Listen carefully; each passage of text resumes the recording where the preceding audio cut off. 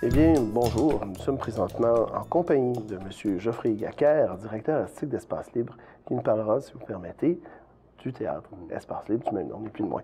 Donc, M. Gacquer, on parle d'Espace Libre, on parle d'un théâtre de création. C'est quoi exactement un théâtre de création? Ben, un théâtre de création, c'est de présenter des pièces qui n'ont pas été créées avant. C'est-à-dire que ce sont des pièces nouvelles qui viennent de se sortir du four, on va dire. C'est créé par des artistes d'aujourd'hui, des artistes d'ici, et qui tentent de poser un regard particulier, poétique, sur le monde dans lequel on vit.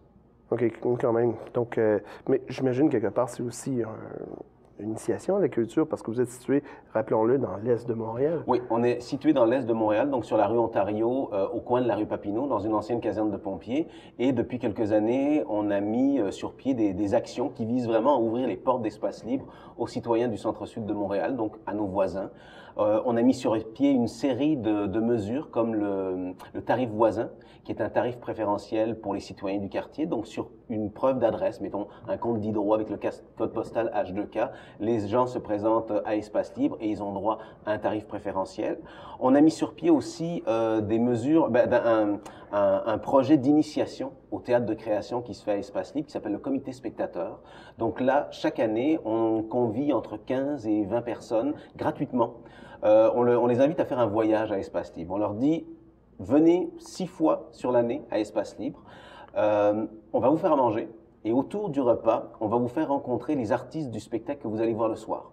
Et ils vont vous expliquer le spectacle que vous allez voir le soir. Ils vont vous donner des clés de compréhension. Un peu comme un souper théâtre. Un peu comme un souper théâtre. Après ça, quand les artistes retournent dans les loges pour se préparer, on arrive au dessert et pendant le dessert, on initie les gens à différents métiers du théâtre. Donc, ils vont rencontrer un décorateur, un concepteur de costumes, un concepteur d'éclairage, qui leur explique vraiment quels sont les métiers du théâtre, quel est cet artisanat-là. Et le but, finalement, c'est de donner des outils de compréhension auprès des spectateurs. C'est aussi de leur donner l'amour du théâtre et de leur dire, vous savez, ce médium-là qui est fait avec énormément de passion, énormément de cœur, il y a énormément de travail qui se cache derrière ça.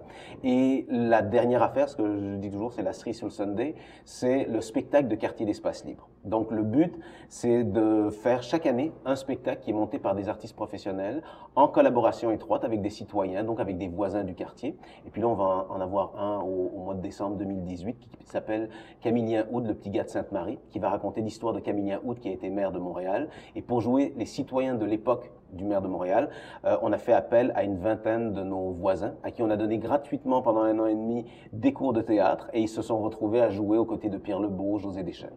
Oh, quand même. Mais comment vous faites pour choisir une pièce de théâtre qui, à la fois, va satisfaire un public, dans le fond, qui est avide, justement, de pièces théâtrales, mais aussi un public qui est issu de classes, disons, plus populaires? Ben, le but, c'est vraiment, premièrement, la façon dont un directeur artistique travaille, en tout cas à Espace Libre, c'est d'être à l'affût de ce que les artistes proposent. Parce que souvent, les artistes, ils viennent me voir en me disant « Hey, j'aimerais bien faire un spectacle qui va parler de telle thématique. » Et ce que j'essaye d'avoir, c'est des thématiques, des histoires, en fait, qui vont être assez différentes pour pouvoir composer une saison. Et après ça, dans la façon que ça puisse plaire à tout le monde, ben, c'est certain qu'il y a des pièces qui vont comme un film, comme un concert, comme une émission de télévision, il y a des pièces qui vont plaire plus à telle catégorie de public ou à telle autre. Mais le but, c'est que dans l'ensemble, la moyenne au bâton, on va dire, ce soit vraiment de pouvoir rejoindre le plus de gens possible. Et toutes les mesures qu'on fait de démocratisation de la culture, on va dire, pour le centre-sud de Montréal, elles visent surtout à aller à la rencontre de nos voisins pour démystifier un petit peu le rapport au théâtre, de leur dire, des fois, quand on va au théâtre, où les gens se disent, ils passent devant un théâtre, « Oh, c'est pas forcément pour moi. Oh, je vais pas comprendre, etc., etc. » Alors que nous, ce qu'on essaye de faire, par nos mesures d'accessibilité, c'est d'initier, évidemment pas tout le centre-sud, parce qu'on n'en a pas les moyens, mais c'est d'initier une dizaine, une petite centaine de personnes chaque année pour pouvoir mieux comprendre ce qu'on fait au théâtre et de développer, on va dire, de nouveaux spectateurs, de donner le goût d'aller au théâtre. Donc, on pourrait dire propager une culture différente dans votre environnement immédiat. Oui, en fait, c'est de proposer une façon différente d'aller au théâtre. Ça ne veut pas dire que ce qui est sur scène va être, comment je vais dire, ultra populaire. Ça veut juste dire que la façon de rentrer dans le théâtre, la façon de se faire parler des pièces de théâtre va être quelque chose de beaucoup plus accessible, on va dire. OK, parfait. Mais en même temps, j'imagine qu'il y a des thèmes récurrents qui doivent sûrement ressortir. Oui. Quels sont-ils? L'être humain. L'être humain. C'est tout le temps. C'est drôle, hein, avec le temps qui passe. Vous voulez dire les émotions? Hein? Oui. De quoi l'être humain a peur? La mort, l'amour, la passion, la jalousie, tout ce qui anime l'être humain. Et en fait, que ce soit le cinéma, la télévision ou le théâtre, on finit toujours par raconter la même chose, mais d'une façon différente. Parce que ça tourne toujours autour de l'amour, des relations entre les êtres humains, du pouvoir, de la politique. Et c'est ça qu'essaye d'embrasser le théâtre, c'est d'essayer de nous raconter, en fonction des spectacles, des parties de nous-mêmes, des parties de notre société. Parfait, mais c'est quand même des sujets qui peuvent être, peu importe la manière qu'ils sont exprimés, peuvent être assez explosifs quelque part. Comment arrivez-vous à ce moment-ci à trouver la ligne entre, oui, le sujet, on peut le traiter, et non, nous allons trop loin? Mais qu'est-ce qui serait explosif? Mais à ce moment-ci, peut-être des émotions, comme vous avez parlé, peut-être. Mais disons que, je ne sais pas si je vais bien répondre à votre question, mais c'est à ça que ça sert le théâtre.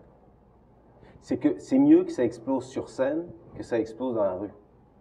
Et l'idée de présenter des spectacles avec éventuellement des thématiques qui pourraient peut-être susciter la controverse, c'est une façon de proposer un débat ou en tout cas une réflexion personnelle pour les spectateurs qui viennent voir le théâtre. Après ça, est-ce que explosif? Je pense pas que ça soit si dangereux que ça, le théâtre. Parce que si c'était si dangereux que ça fait longtemps qu'on l'aurait interdit. OK, parfait. Mais ce que vous êtes un peu en train de me dire, et si je résume, c'est quelque part, le théâtre est un peu plus que juste une pièce qu'on présente. Ah, ben c'est certain. Aussi un exutoire, ni plus ni moins. C'est un exutoire. Pour une pression sociétale. Oui, c'est un exutoire, oui, mais c'est une façon d'avoir accès à nos émotions. Et peut-être même des fois des émotions qui ne sont pas forcément belles. Mais c'est mieux de voir ces émotions-là qui ne sont pas forcément belles, mais qui font partie de l'être humain, parce qu'on est quand même aussi avant tout des animaux civilisés, mais on est quand même aussi des animaux à la base. Oui, tout à fait. C'est une façon d'avoir accès à ces émotions-là et de se dire, et de nous faire réfléchir est-ce que ce serait bien de les avoir dans la société ou pas bien de les avoir dans la société. Pourquoi vous investir dans une mission sociale, dans le fond, et proposer une culture différente aux gens qui n'ont peut-être pas nécessairement cet accès-là? Bien, ça vient d'une réflexion. Rapidement, vous l'entendez à mon accent, je ne suis pas d'ici. Je viens de Belgique, mais ça fait 22 ans que j'habite ici. Donc, j'ai vécu plus longtemps au Québec qu'en Belgique. Et ce qui m'a donné l'idée de proposer cette mission citoyenne en plus de sa mission artistique à Espace Libre, c'est un constat. C'est que si on regarde la Belgique aujourd'hui, si on regarde l'Europe de façon générale, on se rend compte que d'un point de vue peut-être du vivre ensemble, il y a beaucoup de choses qui ont échoué. Et on s'en rend compte tous les jours. Il suffit d'ouvrir la télévision, d'écouter les bulletins d'information. Et je trouve qu'au Québec, on a cette chance d'avoir cet océan qui nous sépare et de pouvoir à la limite imaginer un vivre ensemble avec un petit peu plus de lucidité, d'humanisme, peut-être même un peu d'amour et de compassion que ce qu'on a fait en Europe. Et l'idée de toute cette ouverture, mettons, d'espace libre sur le quartier centre-sud, c'est, selon moi, le fait que je trouve que la culture a un rôle majeur à jouer dans la société dans laquelle on vit en ce qui concerne le vivre ensemble. Pourquoi? Parce que dans la question que vous me posiez tout à l'heure, ça sert à quoi le théâtre? Et que je vous parlais de l'être humain, de pouvoir parler des émotions de l'être humain, de pouvoir parler des grands enjeux de société. C'est là où la culture a un rôle de divertissement aussi, mais un rôle de réflexion aussi à amener auprès du public. Et une nation, un pays cultivé, éduqué, sera toujours peut-être mieux armé pour faire face, mettons, à ces défis et à cette tentation du repli sur soi. Mais M. Gacquer, avez-vous pas peur quelque part que Espace Libre devienne un outil politique, ni plus ni moins? Mais après ça, il faut voir qu'est-ce qu'on appelle outil politique. Mais faire du théâtre, inviter des gens à venir écouter une parole tous les soirs, c'est un acte politique.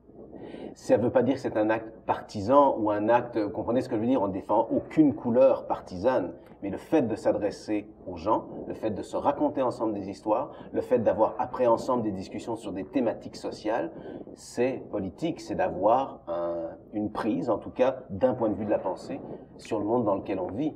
Et ces réflexions-là, si on veut susciter du changement, je ne pense pas que l'art, la culture va révolutionner la société. Par contre, je pense que l'art, la culture a un rôle majeur à jouer dans la façon dont on peut imaginer la société dans laquelle on vit. Quand même. Maintenant, nous avons parlé ni plus ni moins d'espace libre et nous aimerions nous intéresser à l'homme qui est derrière l'espace libre, vous. Exactement. Quel type de parcours qui vous a amené, dans le fond, ici au Canada, parce que vous êtes issu de Belgique, à vous intéresser, dans le fond, devenir acteur et, à ce moment-là, devenir ni plus ni moins directeur? Écoutez, moi, c'est le théâtre qui a changé ma vie, c'est la culture qui a changé ma vie. C'est un vrai, comment je veux dire, c'est le fruit du hasard que je me retrouve ici. Une vocation, ni plus ni moins. Oui, j'étais en Belgique, j'ai assisté à un spectacle dans un théâtre qui était Voyage au bout de la nuit, un spectacle de 6 heures.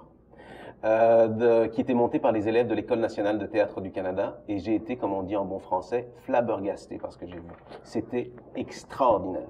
Et très naïvement, j'avais 20 ans à cette époque-là, je me suis dit, c'est ça que j'ai envie de faire, et je suis venu passer mes auditions ici pour étudier à l'École nationale de théâtre du Canada.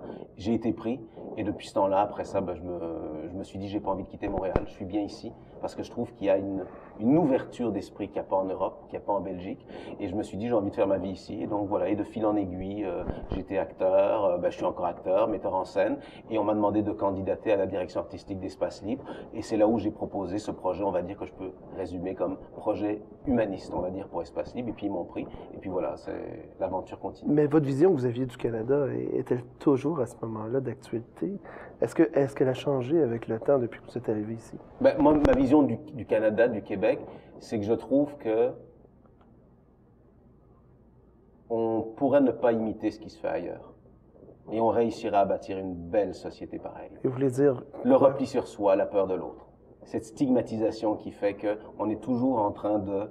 Mais pourtant, c'est des émotions qui sont propres à chaque humain, qu'on peut retrouver autant en Belgique, en France, aussi au Québec. Mais le problème avec comment je vais dire avec le problème avec les émotions, c'est que si ces émotions ne sont pas canalisées ou éclairées, c'est à ça que sert la culture aussi, à nous éclairer, elles peuvent déboucher sur des choses qui sont tragiques. Et je trouve qu'en ce moment, on vit dans un monde, je ne parle pas de la société québécoise, mais on vit dans un monde occidental qui se polarise de plus en plus, qui va de plus en plus vers les extrêmes. Puis moi, je viens de Belgique, il n'y a rien d'alarmiste dans ce que je vais dire, mais la Seconde Guerre mondiale, c'est pas loin. Hein. C'était peut-être en noir et blanc, mais c'est pas loin. Et je trouve qu'en ce moment, on a vraiment du travail en tant qu'être humain à travailler par rapport pour réussir le vivre ensemble. Parce qu'en ce moment, ce vivre ensemble-là, je trouve qu'il est challengé pas mal de tous bords, tous côtés, que ce soit aux États-Unis ou que ce soit dans différents extrêmes, que ce soit en Europe ou que ce soit ici. Et je pense que la culture et le théâtre ont vraiment un rôle névralgique à jouer dans cette réussite-là de vivre ensemble, d'apprendre à se connaître. Et pour vous, en étant directeur, vous êtes vraiment comme... on pourrait dire au beau milieu d'un échantillonnage à ce moment-là. On a un jouet, un outil magnifique, que ce soit moi ou l'équipe d'Espace Libre ou les artistes qui y travaillent et les citoyens du Centre-Sud et le public montréalais, c'est qu'on a un outil extraordinaire qui, de façon très humble, hein, tu sais, on reste à Montréal, on reste dans le quartier, tout ça, mais qui, de façon très humble, peut devenir d'une certaine façon quelque chose qui peut servir d'exemple ou qui peut servir d'outils pour stimuler la réflexion ou l'action dans d'autres endroits de notre société. Et c'est là où je pense qu'on a une grande chance d'avoir cet outil-là qui s'appelle Espace Libre et d'avoir cette philosophie-là qui fait partie de notre ADN, on va dire. On peut dire aussi qu'on a une belle chance de vous avoir, M. Gacquer. On a une belle chance d'habiter le centre-sud de Montréal, je vous dirais. Parce que ça se peut que si j'avais dirigé un autre théâtre, j'aurais pas fait ce projet-là. Mais ici, on a un tissu communautaire, un tissu associatif extraordinaire. Extraordinaire. On manque d'arbres dans le quartier, mais on manque pas d'êtres humains. Et je trouve que pour ça, c'est une grande chance pour Espace Libre d'habiter ce quartier-là. Parfait. Merci beaucoup, M. Gacquer. Merci à vous. Merci.